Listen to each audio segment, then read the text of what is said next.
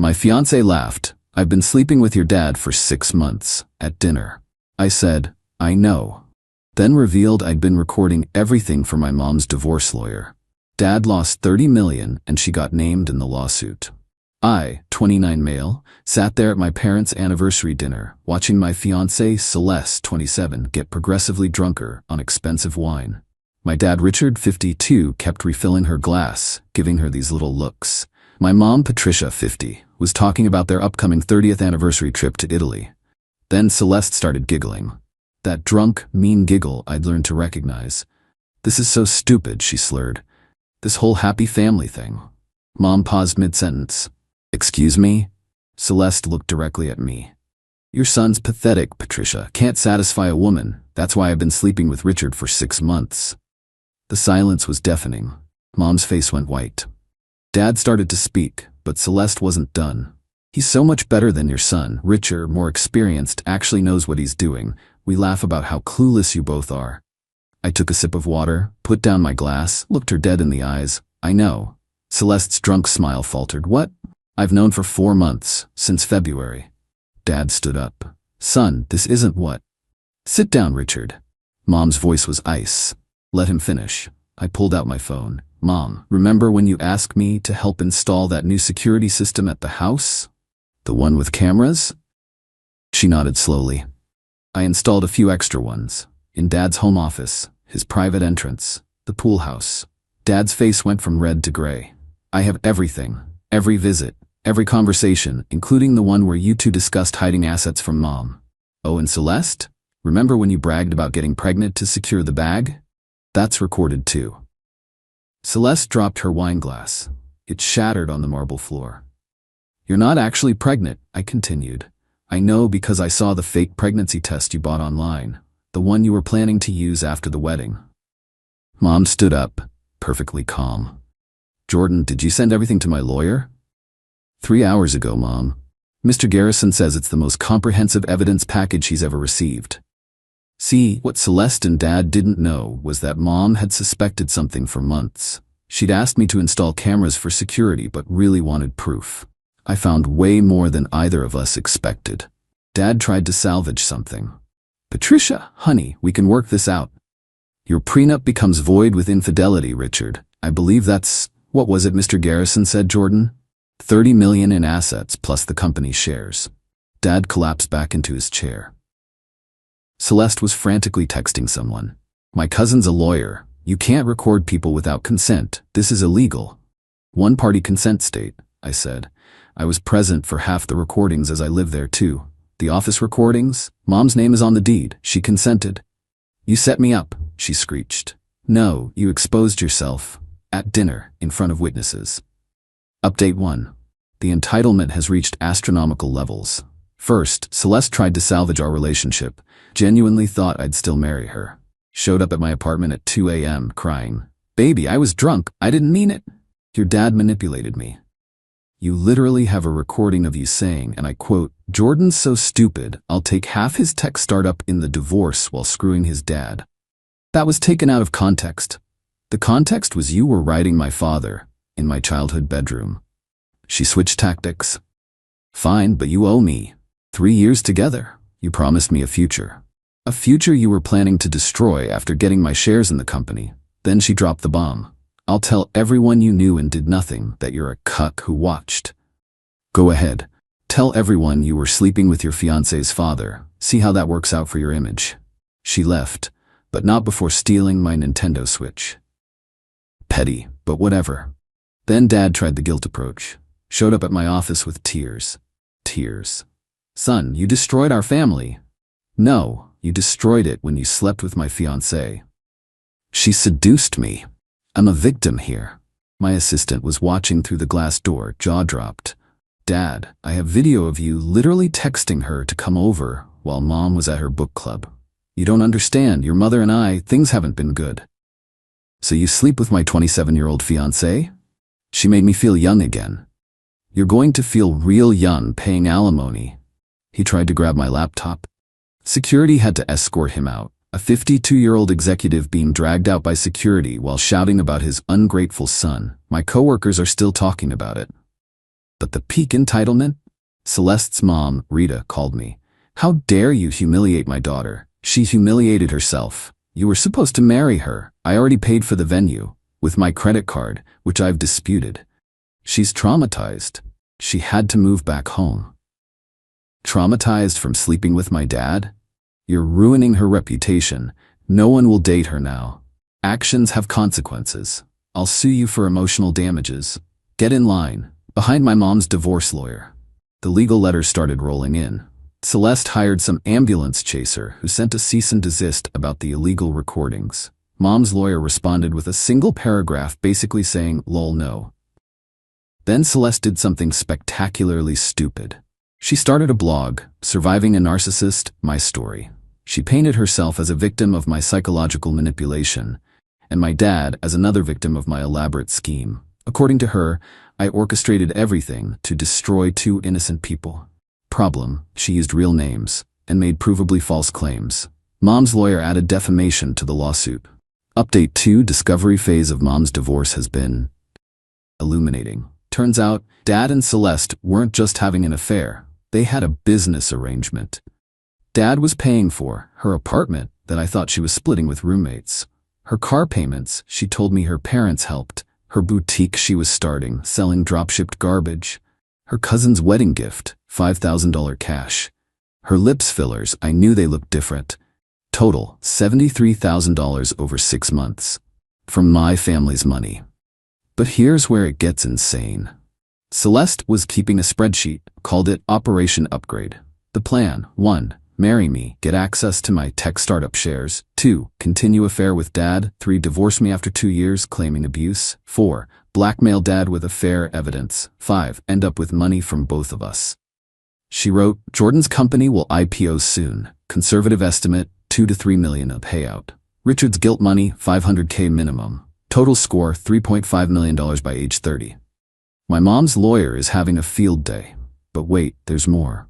Dad tried to hide assets, moved $2 million to an offshore account. Problem? He did it after being served divorce papers. That's fraud. Mom's forensic accountant found it in 48 hours. Dad's now looking at criminal charges. His lawyer dropped him. Meanwhile, Celeste escalated. She called my company's investors. Told them I was mentally unstable and vindictive and they should reconsider funding. Our lead investor, Wendy, called me laughing. Your ex-fiancée just tried to tank your company because you caught her with your dad? This is better than Netflix. They didn't pull funding. They increased it. Apparently, they admired my strategic thinking under personal pressure. Then came the family drama. My dad's brother, Uncle Pete, chose sides. Team Dad. Started spreading rumors that Mom was having an affair too. That's why she entrapped Dad. Mom's response? She sued him too. Turns out, Pete's been embezzling from the family business for years. Dad knew and covered it up. The forensic accountant found that too. Pete's wife Kelly called me screaming that I've destroyed the family and her kids won't have college funds now. Maybe Pete shouldn't have stolen $400,000 then. That money was promised to him. Promised? It was embezzlement, Kelly. Your mom is vindictive. My mom was cheated on with my fiancé, by my dad, in our house. She hung up. Celeste, realizing the legal bills were mounting, tried a Hail Mary. She contacted my ex-girlfriend from college, Harmony, trying to get dirt on me. Harmony immediately forwarded me everything. Bro, your ex-fiancé is psycho. She offered me $1,000 for abuse stories about you. I told her the worst thing you did was forget to DVR The Bachelor once. I sent those screenshots to Mom's lawyer too. Update 3. The implosion is complete. Dad's arrest happened at his country club, during golf, with clients. The fraud charges were serious, moving assets during divorce proceedings, plus the embezzlement cover-up, plus tax evasion. Yeah, they found that too. His mugshot made the local business journal. The headline, Tech Executive's Affair Leads to Federal Charges. He called me from jail. Son, please. I need bail money. Ask Celeste, she blocked my number. Shocking. Your mother won't answer. Also shocking. You're my son, and you were sleeping with my fiancé. He got bailed out by his lawyer. New one, expensive. But the damage was done. His company forced him to resign. His reputation? Destroyed. Meanwhile, Celeste's situation got worse. Remember that boutique she started with Dad's money? She hadn't been paying taxes, or vendors, or rent, because she assumed Dad would cover it. When his assets got frozen, everything collapsed. She owes $45,000. Her solution? She tried to sell the ring I gave her. Problem: it was my grandmother's ring. Mom's mother, who's still alive, and very interested in getting it back. Grandma Agnes showed up at Celeste's apartment with her lawyer. "That's my ring, dear. I loaned it to my grandson, for his future wife. You're not his wife." Celeste tried to claim it was a gift. Grandma had receipts, literal receipts, plus insurance documents showing it was a family heirloom on loan. Police got involved. Celeste had to return the ring or face theft charges. She returned it. Grandma immediately gave it back to me. For when you find someone who's not a home-wrecking trash bag, dear. The divorce proceedings have been brutal. Mom's getting the house, worth $4 million, 60% of all assets, full ownership of 3 rental properties, alimony of $15,000 a month. Dad's vintage car collection, total, about $30 million. Dad's left with his 401k and 1 condo. He's 52, jobless, and toxic in the business community. But here's the beautiful karma. Celeste got served too. She's named in the divorce as paramour, and Mom's suing her for alienation of affection. It's a real law in our state. She could owe Mom up to $500,000. Celeste's reaction? She went to Dad's condo, demanding he pay for her lawyer. Dad's new girlfriend answered the door. Yeah, he already moved on. With a 23-year-old bartender named Bambi. Celeste lost it, threw a plant at the door, got arrested for vandalism. Her mugshot's worse than Dad's. Final update: it's over, and the ending is exactly what they deserved. Dad's criminal trial was quick. Fraud, tax evasion, embezzlement, conspiracy. His lawyer negotiated a plea deal, 18 months in minimum security, $2 million in fines, 5 years probation. He reports to prison next month. Bambi already left him for a crypto bro. Uncle Pete got 3 years. Kelly divorced him and moved back with her parents. Celeste's legal situation is a masterpiece of karma. The alienation of affection suit, she lost. Owes Mom $350,000. Her boutique bankruptcy, investigated for fraud because she was hiding assets. The defamation from her blog, another $50,000. Tax evasion, the IRS entered the chat. She owes $23,000 in back taxes. Total debt, $468,000. At 27 years old, she tried declaring bankruptcy. Judge denied it. Alienation of affection and defamation judgments aren't dischargeable. Her solution? She started an OnlyFans. Home-wrecking hottie was her brand. It lasted 1 week. Someone, definitely not me, sent the links to her conservative parents and their church congregation. Rita called me sobbing, begging me to make it stop. I can't control the internet, Rita. You've ruined her life. She ruined her own life when she slept with my dad. She made a mistake. For 6 months? Celeste had to move back to her parents' small town. Population 2,000. Where everyone knows what she did because Rita's church prayer circle spread it as a prayer request. She's working at a gas station. Her cousin, the lawyer, disowned her after the fake pregnancy test thing came out. Last week she texted me from a new number. "I'm sorry, can we talk?" I didn't respond. She texted again. "I know you hate me, but I'm drowning, please." Still didn't respond. Final text: "You won. Are you happy?" I responded, "I didn't win anything. I just refused to lose." Blocked. As for me, Mom and I are closer than ever. We're actually in therapy together, working through the betrayal. She's dating a nice guy named Eugene who owns a bookstore and thinks this whole story is cinematically karmic. The company's doing great. We closed Series B funding. My ex Harmony is actually our new CFO, purely professional. She's happily married.